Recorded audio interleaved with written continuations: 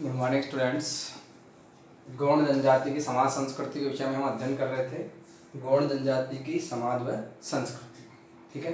तो गौड़ जनजाति की समाज और संस्कृति के विषय में हमने विभिन्न प्रकार की बात देखी कि इनके जो गांव के मुखिया होते हैं उसे क्या जो हेड होता है उसे क्या कहते हैं, मुखिया या पटेल कहते हैं, मुखादम या पटेल कहते हैं। जो पुरोहित होता है उसे देवारी कहते हैं, ठीक है।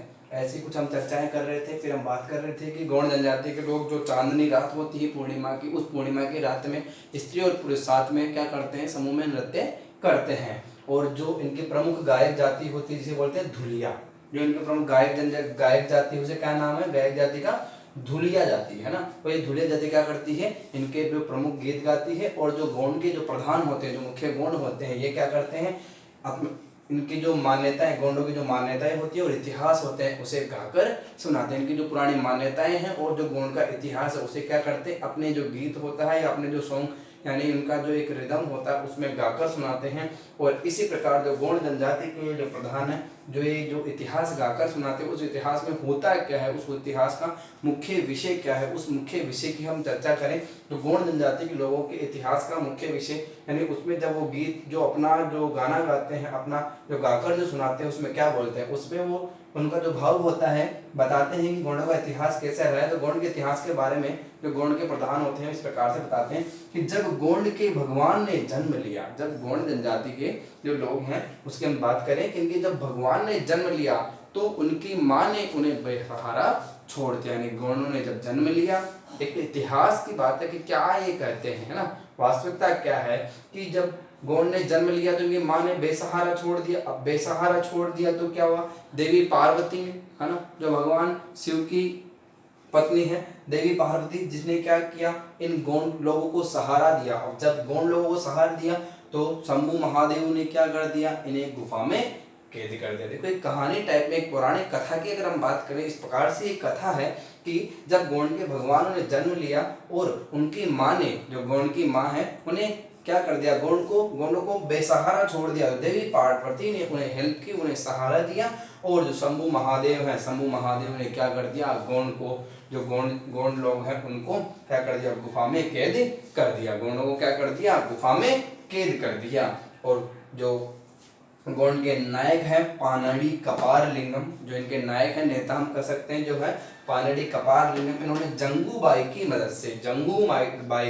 मदद से इनको गुफा से आजाद करवाया। जो गौड़ जनजाति के लोग हैं उन्हें गुफा से आजाद करवाया किसने, जो गौड़ के नायक है पानड़ी कपार लिंगम। पानड़ी कपार लिंगम ने, जो शंभू महादेव ने इन्हें गुफा में कैद किया था, उससे क्या किया, आजाद कराया। इसमें मदद की जंगू बाई, तो जंगू बाई की मदद से पानड़ी कपार लिंगम ने गौड़ जनजाति के लोगों को आजाद करवाया। अब जब आजाद करवाया तो गुफा से एक साथ बाहर नहीं आए, 4 समूह में बाहर आए। गौड़ जनजाति के लोग 4 समूह में गुफा से बाहर आते हैं। अब ये 4 समूह कौन कौन से हैं, ठीक है, इसकी हम बात करें। और ये जो मुख्य 4 वर्गों में जो बटे हुए, जब 4 समूह बाहर आए ना, ये 4 वर्गों में बटे हुए। और ये जो 4 वर्ग में बटे हुए जिसे गोंडी भाषा में क्या कहते हैं ना, सगा कहते हैं। तो 1 नंबर के प्रश्न की दृष्टि से 20 शब्दों का प्रश्न है कि गौड़ जनजाति के लोग जो बाहर आकर 4 वर्गों में बटे, इसे गोंडी भाषा में क्या कहते हैं, सगा कहते हैं। क्या कहते हैं ना, सगा कहते हैं, ठीक है। अब गौड़ जनजाति के प्रमुख हम भगवान की बात करें, देवताओं की बात करें तो बड़ा देव शंभू महादेव, परसा पेन, शीतला माता, छोटी देवी माता, ठीक है। बड़ा देव शंभू महादेव, परसा पेन, शीतला माता, छोटी देवी माता, काली माता, दंतेश्वरी माता, ठीक है। इन सबके क्या करते हैं, पूजा करते हैं। तो इनके देवताओं में बड़ा देव शंभू महादेव, परसा पेन, शीतला माता, छोटी माता देवी की पूजा करते हैं। भेड़ बकरियों की बलि इनके द्वारा दी जाती है। प्रकृति के पूजक होते हैं, ठीक है, प्रकृति के पूजक होते हैं। प्रकृति में भगवान का निवास का ये क्या करते हैं, प्रकृति में भगवान के निवास को स्वीकार करते हैं। अब देखो गौड़ जनजाति में प्रथा प्रचलित थी, काली दंतेश्वरी बड़ा देव को ये क्या देते थे ना, नर बलि देते थे। नर का मतलब मनुष्य की बलि, ठीक है। एक ये भयंकर प्रथा यहाँ पे कि नर बलि देना, मनुष्य की क्या करते थे ना, बलि देते थे। 19वीं सदी में अंग्रेजों ने इसे प्रतिबंध लगा दिया, यानी इस पर पूरी तरह से पाबंदी लगा दी।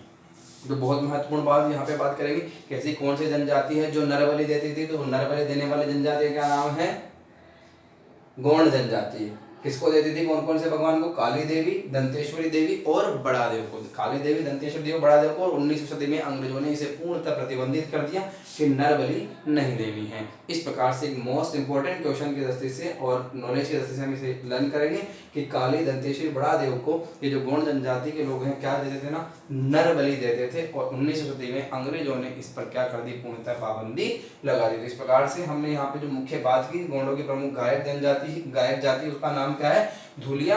और जो गौड़ लोग जो इतिहास गाकर सुनाते हैं, जो मान्यताएं गाकर सुनाते हैं, उसमें क्या बोलते हैं कि जब इनके भगवानों ने जन्म लिया, माँ ने बेसहारा छोड़ दिया, देवी पार्वती ने इन्हें सहारा दिया। और जो भगवान शिव है, भगवान शिव ने क्या कर दिया, इनके पूर्वजों को, ठीक है, भगवानों को क्या कर दिया, मुभा में कैद कर दिया। फिर पानेड़ी कपार लिंगम ने जंगूबाई की मदद से इन्हें आजाद करवाया। ये 4 समूह में बाहर आए, ठीक है। और इन 4 लोगों की हम बात करते हैं जिन्हें गोंडी भाषा में कहते हैं सगा कहते हैं। और जो मोस्ट इंपोर्टेंट यहाँ पे बात है कि काली, दंतेश्वरी, बड़ा देव को ये क्या कहते हैं, नर बलि देते हैं। 19वीं सदी में अंग्रेजों ने इस नर बलि पर, जो मनुष्य की जो बलि देते थे, उस पर पूर्णतः प्रतिबंध लगा दिया। ठीक है, ये मनोरंजन के लिए मुर्गों को भी आपस में लड़ा देते, ऐसे भी कुछ बातें यहाँ पे सामने आती है। अब हम चर्चा करते हैं आधुनिक संस्कृति से संपर्क। आधुनिक संस्कृति से संपर्क से मतलब कि आज की जो संस्कृति है, वर्तमान जो संस्कृति है, देखो जनजातियां वहां पे भी निवास कर रही है, लेकिन आधुनिक संस्कृति से संपर्क में आ रही है तो क्या हो रहा है ना, इनका रहन सहन का स्तर क्या हो रहा है, बदल रहा है। इनकी जो विभिन्न प्रकार की जो हम यहाँ पे बातें करते हैं, इनके रहन सहन से लेकर, इनके वेशभूषा से लेकर, ठीक है, और इनके जो कृषि कार्य करने के तरीके हैं, ठीक है, और इनका जो आजीविका आर्थिक क्रियाकलाप है, इन सब में क्या होता जा रहा है, बदलाव होता जा रहा है। क्योंकि वहाँ पे उद्योग स्थापित किए जा रहे हैं। तो गौड़ जनजाति के लोग जो केवल कृषि पर निर्भर थे, आज क्या कर रहे हैं, उद्योगों में कार्य करने के लिए जा रहे हैं, ठीक है। इनके लिए विद्यालय खोले जा रहे हैं। गौड़ जनजाति के लोग क्या कर रहे हैं, अपने बच्चों को पढ़ने के लिए भेज रहे हैं, इनके लिए चिकित्सालय खोले जा रहे हैं। तो इनको क्या मिल रही है ना, चिकित्सा संबंधी सुविधाएं भी प्राप्त हो रही है, ठीक है। और इनको एक आर्थिक रूप से मजबूत करने के लिए सरकार के द्वारा विभिन्न कल्याणकारी कार्यक्रम भी चलाए जा रहे हैं, ठीक है। इन्हें इनकी खाद्यान्न आपूर्ति के लिए भी सरकार के द्वारा विभिन्न कल्याणकारी कार्यक्रम चलाए जा रहे हैं। और आज ये मुख्य संस्कृति के संपर्क में अगर कहीं ना कहीं अपने आप कहीं ना कहीं ये जो जनजाति का जो इनका कद है, उससे कहीं आगे बढ़ रहे हैं, ठीक है।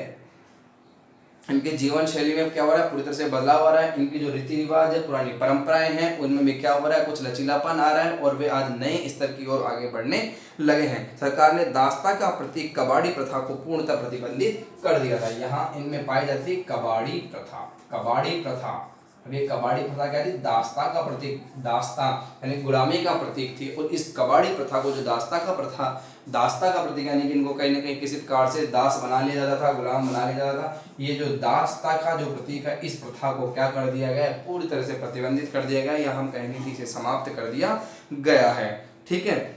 और इस प्रथा में क्या किया जाता था, छोटे से कर्ज को चुकाने के लिए ऋणी की कई पीढ़ियों साहूकारों को गुलामी का कार्य करना पड़ता था। कबाड़ी प्रथा में क्या हो रहा है कि गौड़ जनजाति के लोग हैं, ठीक है, ये कर्ज लेते थे। अभी जब कर्ज जिससे ले लिया, अब इस कर्ज को चुकाने के लिए क्या करना पड़ रहा है, इनकी 1 या 2 पीढ़ियों को क्या करना पड़ रहा है, इस साहूकार के यहाँ कार्य करना पड़ रहा है। तो इस प्रथा, गुलामी की प्रथा हो गई ना एक तरह से। क्या हो रहा है कबाड़ी प्रथा में, ये गौड़ जनजाति के लोग कर्ज लिया, गौड़ जनजाति कर्ज लिया, अब कर्ज चुकाने के लिए इनके यहाँ गुलाम के रूप में काम करना पड़ रहा है साहूकारों के यहाँ। वो खुद कर्ज लेने वाला तो कर रहा है और उसके जो वंशज है वो भी क्या कर रहे हैं, उनके यहाँ पे क्या कर रहे हैं, कार्य कर रहे हैं। इस प्रथा को पूर्ण तरह से क्या कर दिया, प्रतिबंध लगा दिया, यानी समाप्त कर दिया। कब, जब ये आधुनिक संस्कृति के संपर्क में आ रहे हैं। ऐसा यहाँ पे प्रतीत हो रहा है कि इनको गौड़ को पूरी तरह से क्या कर दिया जा रहा है, मानसिक रूप से, शारीरिक रूप से प्रताड़ित किया जा रहा है। तो इस कबाड़ी प्रथा को पूर्णतः प्रतिबंध या हम कहेंगे पूर्णतः समाप्त कर दिया गया। अब धीरे धीरे यहाँ पे जब विद्यालय खोले गए हैं तो यहाँ पे शिक्षा का स्तर भी बढ़ने लगा है, जीवन अधिक सुविधाजनक हो गया है और सरकार के द्वारा विभिन्न प्रकार की इन्हें सुविधाएं उपलब्ध कराई जा रही है और इनका जीवन स्तर आज ऊंचा उठने लगा है। इस प्रकार से हम गौड़ जनजाति की चर्चा करते हैं। जो गौड़ जनजाति है आज प्रमुखतः किसके संपर्क में आ रही है, समाज के संपर्क में आ रही है, आधुनिक संस्कृति के संपर्क में आ रही है, जिससे इनकी भाषा, जीवन शैली, रहन सहन इत्यादि में क्या हो रहा है, बदलाव हो रहा है।